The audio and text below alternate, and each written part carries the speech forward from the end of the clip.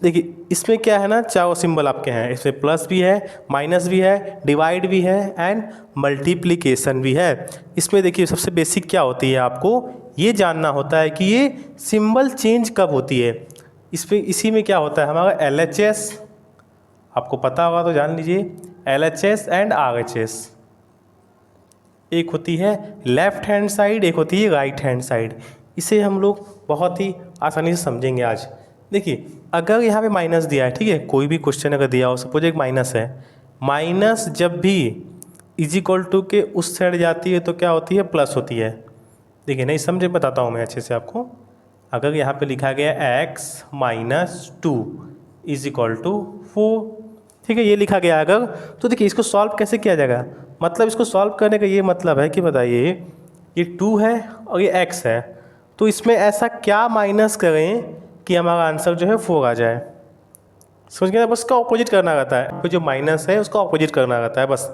अब देखिए ये जो दिया है ना x माइनस 2 है, तो ऐसे उसको ऐसे लिख सकते हैं x इज इक्वल टू, अब देखिए यहाँ स्टार्ट होता है इज इक्वल टू, ये 4 है ना, अब इज इक्वल टू के बाद क्या है ना, देखिए ये एक पार्ट हो गया है और ये एक पार्ट हो गया है, अलग अलग पार्ट, ये एक पार्ट है, अलग पार्ट है, ये एक अलग पार्ट है। सीखने के लिए आप लोग पहले ऐसे मान सकते हैं, बेसिक सीखिए, बिल्कुल बेसिक सीखिएगा। ये एक पार्ट है, अब देखिए यहाँ का एक पार्ट हम लोग यहाँ से एक पार्ट लिए हैं, ठीक है, एक्स लिए हैं, हमको सेकेंड पार्ट से लेना है। सेकेंड पार्ट से क्या हो जाएगा, इज इक्वल टू के बाद क्या है 4 ले लेंगे। अब जो माइनस में था ना, ये फर्स्ट पार्ट में था, इस साइड में था, अब ये जो है क्या, वो पलट के जाएगा वो इस साइड घूमने हुए, ये घूमने के लिए जाएगा इस साइड। तो क्या होगा, इसका एक रूल, एक नियम क्या है ना, कि अगर ये माइनस में है और इस साइड आना चाहता है तो क्या है, उसको प्लस में कर दिया जाएगा। बस यही एक बेसिक रूल है, ये सीख लीजिए आप लोग। ये सीख गए तो इक्वेशन में आपको कोई भी कन्फ्यूजन नहीं होने वाली है। बस का एक बेसिक नेम ये समझ लीजिए आप लोग कि जब भी अगर इस साइड माइनस में दिया हो, कोई भी नंबर हो, माइनस में दिया हो तो इस साइड जाएगा तो प्लस हो जाएगा, अगर प्लस में दिया है इस साइड जाएगा तो माइनस हो जाएगा। मतलब कि इसे अपना जो सिंबल है उसको छोड़ना पड़ेगा। बोला था ना कुछ पाने के लिए कुछ खोना पड़ता है, तो वही यहाँ पे है, माइनस है, अगर इसको उस तरफ जाना है तो प्लस पे को जाना पड़ेगा। जैसे कि यहाँ पे आ गया 4 था, वो सेम एज इट इज उतर जाएगा। अब ये जो देखिए क्यों हुआ पता है, क्योंकि ये जो है ये समुद्र, ये मत मान के चलिए कि एक सी है, इसको पार करके आया, इसको लांग के आया, तो यहाँ पे क्या हुआ, अपना सिंबल जो था माइनस था उसको बदलना पड़ा। होता है ना बहुत सारी चीज़ चेंज करना पड़ती है, तो यहाँ बस बेसिक से समझ लीजिए कि माइनस से प्लस में चेंज हो गया कन्वर्ट। अब देख कैसे सॉल्व होगा, तो x इज इक्वल टू क्या हो गया, 4 + 2 6, मतलब कि आंसर निकल के आ गया। आंसर क्या निकल के आ गया कि x की जो वैल्यू है वो क्या हो गई है, 6 हो गई है। तो देखिए आप लोगों ने समझा ना, यहाँ पे क्या हो गया था, माइनस था तो क्या हो गया था, प्लस हो गया। अब देखिए क्या करते हैं, सपोज कोई भी क्वेश्चन लेते हैं, x + 4 इज इक्वल टू 6, ठीक है, अगर ये दिया गया है तो क्या करेंगे हम लोग, देखिए सबसे पहले क्या लिखना है हम लोग को, ये x है ना, तो x लिख लेना है। अब यहाँ पे समझना है कि देखिए एक 6 दिया गया है, 4 दिया गया है, आप लोग पढ़ेंगे, ठीक है, आगे बता दूंगा आपको वेरिएबल्स क्या होते हैं।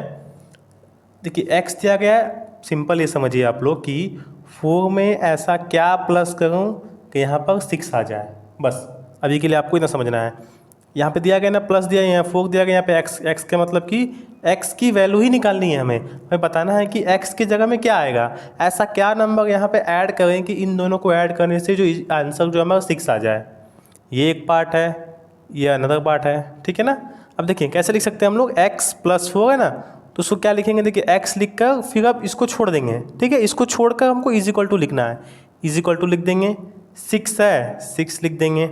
अब क्या बताया था आपको मैं, चेंज करना पड़ता है अपना, ये प्लस में है तो क्या होगा, अब चेंज होकर यहाँ पे जाएगा तो क्या बोलेगा, अब ये प्लस जो है वो हो जाएगा माइनस में। इसका रूल है कि अगर आपको आना है तो जैसे आप आए थे उसको सिंबल बदल के आना पड़ेगा। तो यहाँ पे आ गए तो कैसे आ गए, वो माइनस में आ गए, -4 हो गया।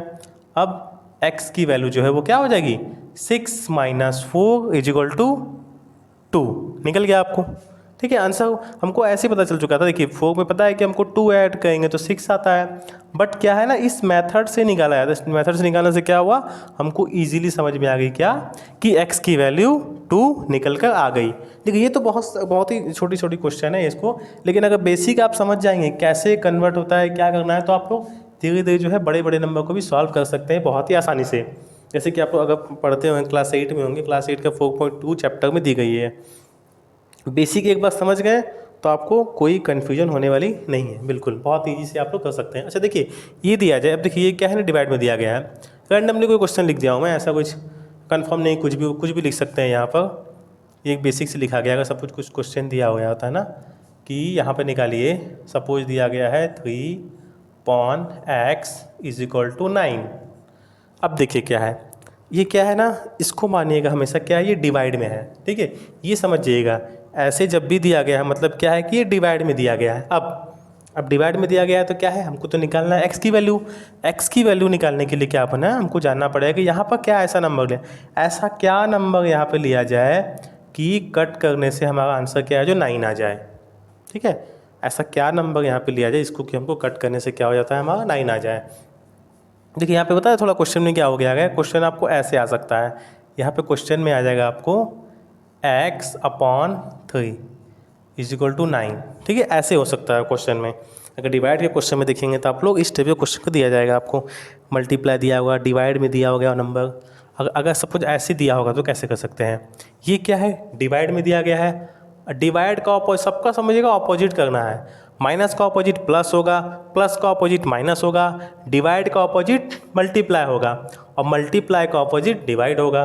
तो देखिए अगर हमको निकालना है एक्स की वैल्यू तो एक्स कैसे लिख लेंगे, x = क्या हो जाएगा पता है, अब x की निकालना है तो क्या मल्टीप्लाई हो जाएगा, 9 × 3, 9 × 3, 9 × 3, तो x की वैल्यू कितनी निकल के आ गई, 27। ठीक है, 27 मतलब कि अगर बोला जाए यहाँ पर अगर मैं 27 लिखूँगा तो क्या होगा ना, 3 से कट हो जाएगी, 3 1 जा और 3 9 जा। देखिए चेक कर सकते हैं कैसे, अगर मैं यहाँ पे क्या लूँ, x की जगह में क्या हमारा आंसर आ गया 27, मतलब कि 27/3 = 3 1 जा 3 9 जा, आंसर आ गई हमारी। ठीक है, 9 निकल के आ गई है।